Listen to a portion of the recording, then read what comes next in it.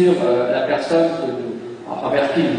voyage to France of Tenzin Gyatso, better known as the Dalai Lama, has drawn plenty of comment, both good and bad. Loved or loathed, at 73, the Nobel Prize winner likes to present himself as a simple Buddhist monk. But he's become a global celebrity. With my prayer. Before heading back to India, his home in exile for 50 years, he spoke to Euronews and explained some of his views on life. Tibet is something mysterious land. So a person who comes from that land, sometimes there's more curiosity. Then perhaps more and more people, because of publication or information, now showing interest about some of my idea. My main sort of message or main sort of idea is naturally every human being has basic right, be a happy life and a happy family. Yet, you see, we generally, in order to achieve that, you see, we pay simply attention about money, about material value, not pay adequate attention about our inner value.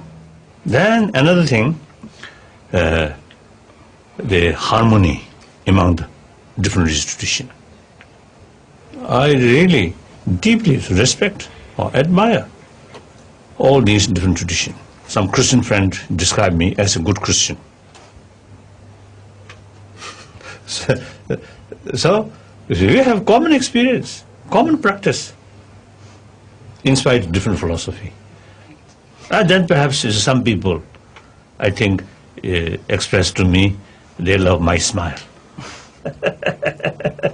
As you speak, the Olympic Games are coming to an end. Nations are celebrating their champions. Meantime, you say Tibet is still enduring a new cultural revolution. So what is the situation right now as we speak in Tibet? Basically, the things are very, very tense. A lot of army, a lot of security personnel everywhere. And then every area where bigger Tibetan community there, now according to some information, the concerned officials, you see, starting construction of military barrack. So that means now military presence will be permanent. So that indicates the aggressive policy will continue.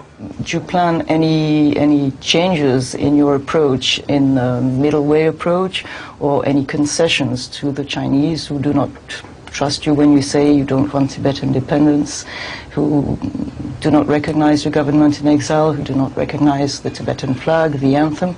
Are there any sacrifices, any concessions you would be ready to make? Because our own interest,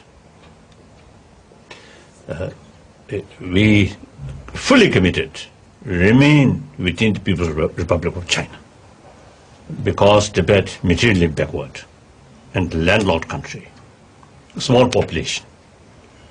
Meantime, since we have our own language, and with that the sophisticated cultural heritage, and particularly very, very rich Buddhist tradition.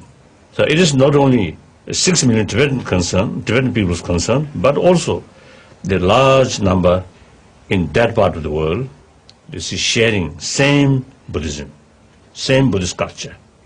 Best way for preservation of culture, and also the taking maximum care about environment. Except the foreign affairs and defense, the education and the economy, and of course religious matter, all these should handle by Tibetans themselves. So autonomy. Actually, this Chinese constitution provided all Tibetan ethnic groups, you see, the different status of autonomy. And also according to the Chinese, the white paper on rights of minority. On paper, The points mentioned, very good.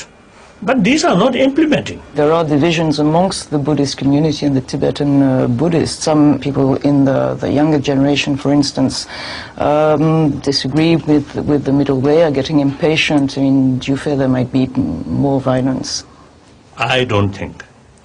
Even a youth organization, Tibetan youth organization, as far as non-violent principle is concerned, they fully support. Then regarding independence, regarding their sort of political sort of they stand, right from the beginning, they want complete independence. We're fully committed about democracy.